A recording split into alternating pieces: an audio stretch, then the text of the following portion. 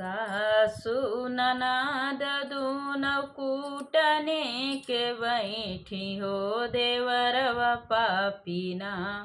ओ देवरवा पापीना हथवा पकड़ के निकालै हो देवरवा पापीना। हथवा पकड़ के निकालै हो देवरवा पापीना।